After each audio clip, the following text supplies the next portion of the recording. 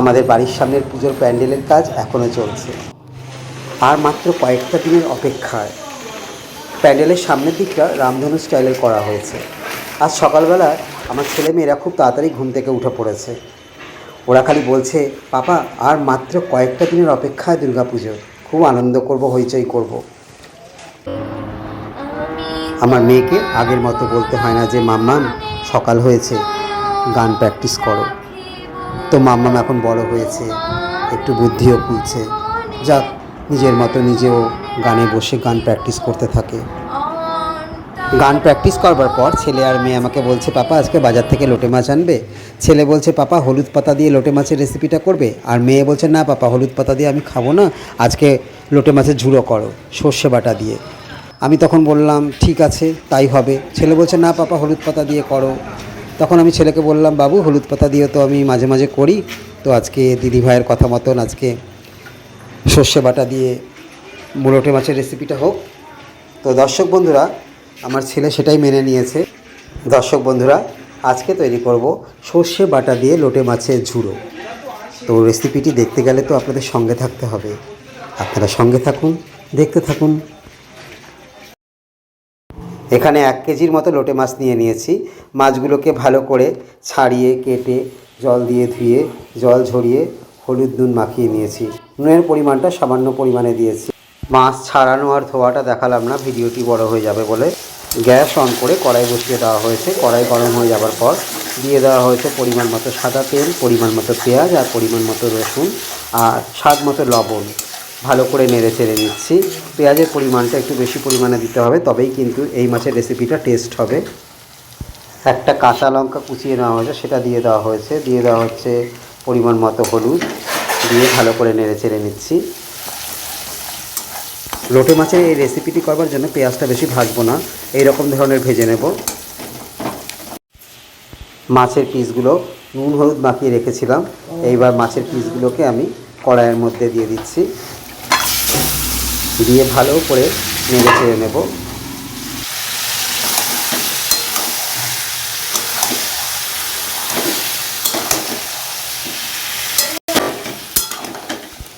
গ্যাসের আঁচটা মিডিয়ামে রেখে করতে হবে।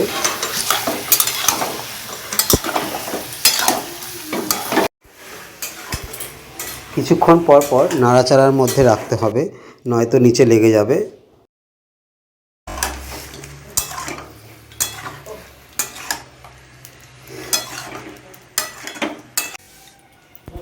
এবার আমি এর মধ্যে দিয়ে দিচ্ছি স্বাদ মতো লঙ্কার গুঁড়ো।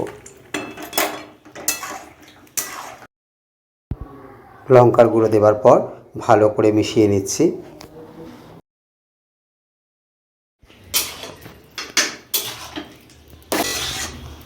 এখনই খেতে ইচ্ছা করছে। আমার ছেলের এখনও রান্না হলো না, বলছে এখনই ওর খেতে ইচ্ছা করছে।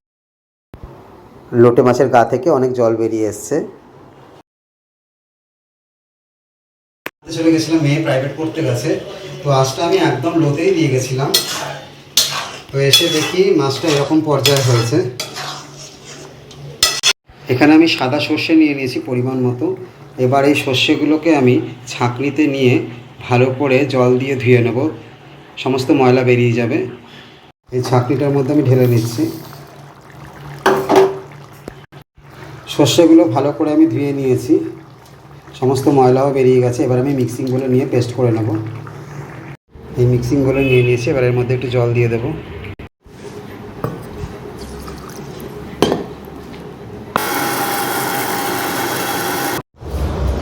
সর্ষে পেস্ট করা হয়ে গেছে। খুব তাড়াহুড়ো করছি, একমাত্র ভগবান জানে আমি যে কীভাবে তাড়াহুড়ো করছি। এবার একটু নেড়ে চেড়ে নেব।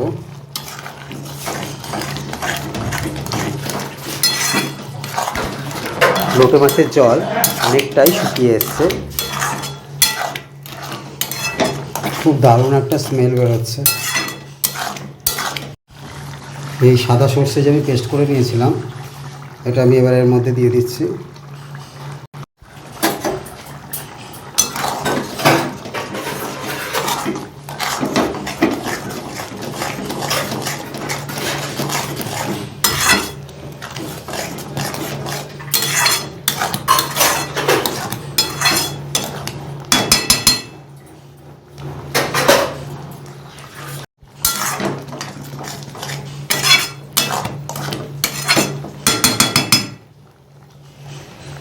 এবার কিছুক্ষণের জন্য রান্না হতে দেব।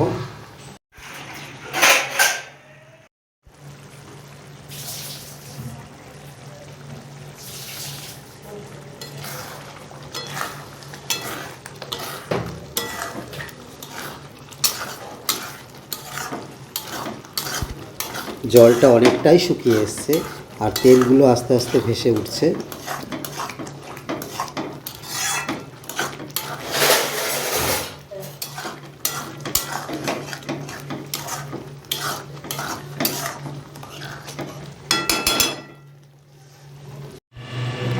এবার আরও কিছুক্ষণের জন্য রান্না হতে দেবো। গ্যাসের আঁচটা কিন্তু একেবারেই লো ফ্লেমে করে দিতে হবে, এটা কিন্তু সবসময় মাথায় রাখতে হবে।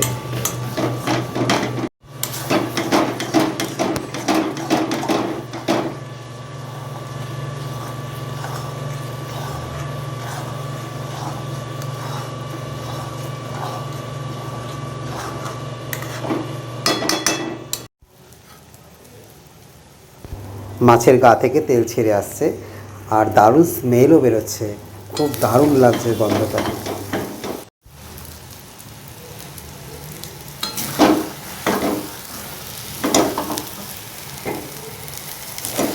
হয়ে এসছে, এবার নামিয়ে নেব।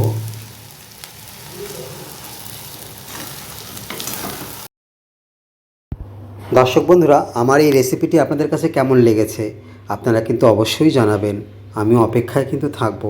আর আপনারাও কীরকমভাবে এই রেসিপি তৈরি করেন আমাকেও কিন্তু কমেন্টের মাধ্যমে জানাবেন। সামনে পুজো, সবাই ভালো থাকুন, সুস্থ থাকুন, সুন্দর করে পুজো কাটান। আবার আসবো আপনাদের সামনে এই রকম ধরনের আরও রেসিপি নিয়ে। আপনারা সবাই ভালো থাকুন, সুস্থ থাকুন।